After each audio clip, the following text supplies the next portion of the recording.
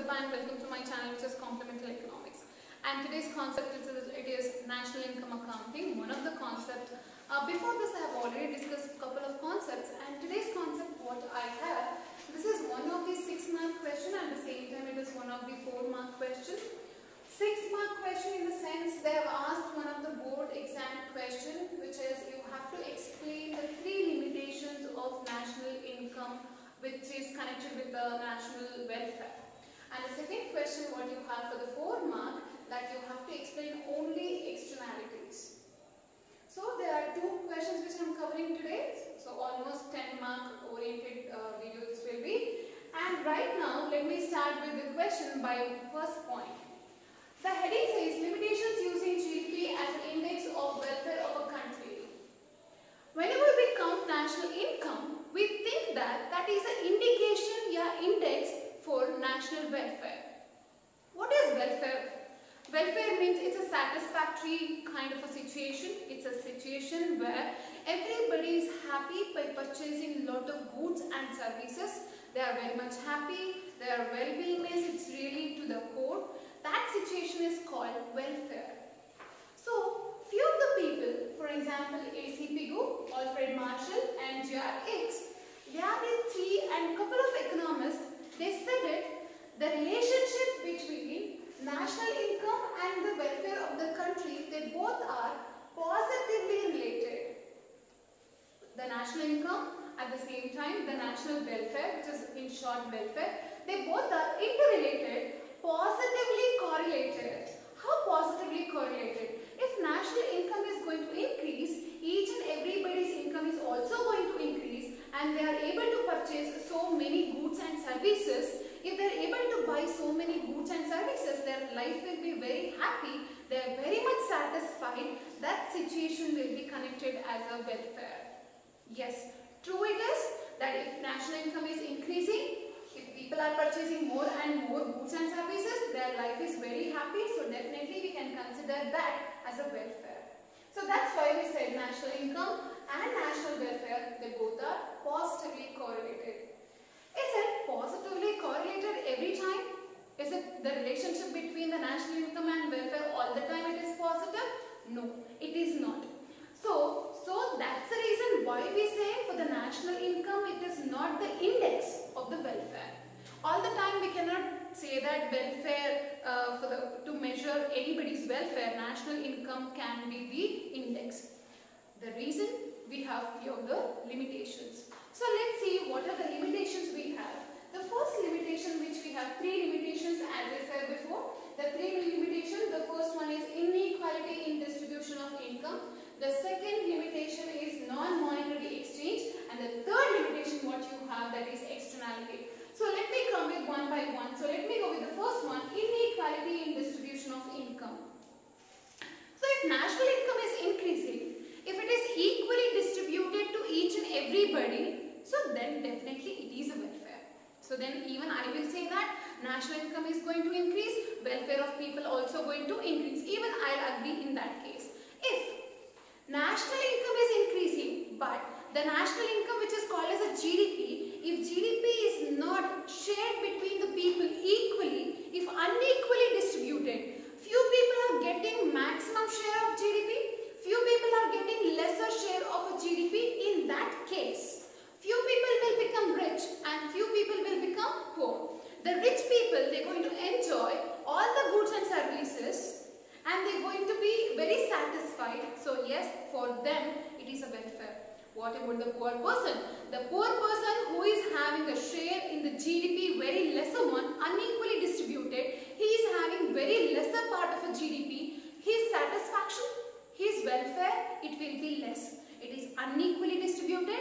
So that's why I have given a point here, rich and poor. If income, GDP, if it is unequally distributed, few people will become rich and few people will become poor, which is not good for economy. So that's the reason why we cannot say that if national income is increasing, that cannot be welfare. The simple reason, because it is not equally distributed. That's the first limitation. The second limitation what you have, that is non-monetary exchange. What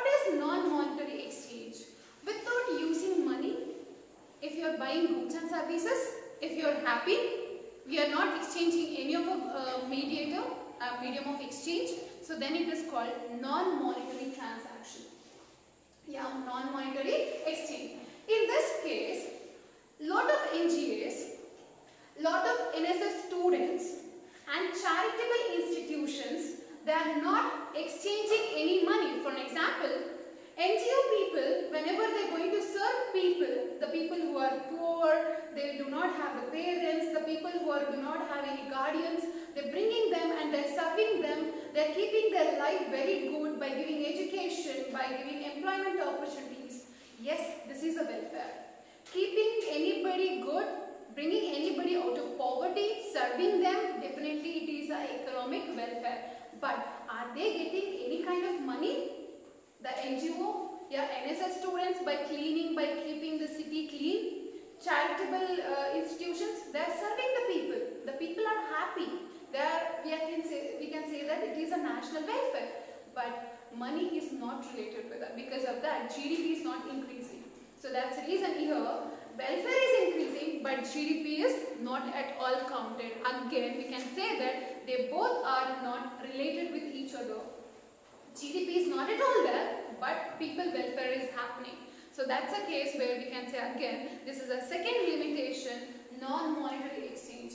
When I'm talking about this, one more concept which I have to explain, that is barter system. Yeah, barter exchange. So many underdeveloped economy, yeah, developing economy like us, even though now monetary exchange is very much into economy, still few people, maximum people, they are into barter system. They change goods for goods. That's called barter system, barter exchange. Still people doing this, but still they are happy. There is no monetary exchange. They are not giving any medium of exchange, but still they are happy. Welfare is there. So that means barter exchange is also one of a mode of non-monetary exchange. But still the people are happy. So that's the reason why I said, again, money cannot be a GDP, money, otherwise national income cannot be taken as an index for the welfare. Here you have a welfare, but there is no GDP, there is no national income accounting. That's the second limitation. And the third limitation what you have, that is externality. As I said before, externality, the topic only you have for 4-month question. What is externality? The externalities means one person doing any of the activity that is affecting the third person. It can be positively, it can be negatively. So that's called externalities. One person activity which is going to affect the other person. So in this case, externalities we have two types. One is positive externality, another one is the negative externalities. What is positive externality and what is negative externality here? Positive externality where welfare, if it is increasing, if I am doing any activity, any productive activity, because of that, if economic welfare is increasing, national welfare is increasing, then it's called positive externality. I am doing some work which is not, it's work only, it's productive only, but still it is not increasing people welfare, economic welfare, then national welfare, then it will be called as negative externality. If people welfare is decreasing, so then it is negative externality. If people welfare is increasing, then it will be called as positive externalities. In this case, to explain externality in a better way, I have a couple of examples. The first example what I have here, that is construction of roads. So just imagine, I am constructing a road. So many people, because of this road, they can travel easily, one place to another place, they can travel so easily. The time consumption what they are going to take, it will be less. In the speed manner, they can travel one place to another place. Isn't it a positive one? Isn't it a economic welfare? Yes, it is economic welfare. So then it is called positive externality because it's going to increase the people welfare, economic welfare and national welfare. On the other side, I have constructed the roads. Because of that, so many vehicles are traveling in this road. Because of this, definitely the consequences is the pollution is going to increase. the accidents numbers are going to increase. So definitely it is not going to increase the people welfare, economic welfare and national welfare. In this case, this will be called as negative externality. One more example, which is construction of a factory.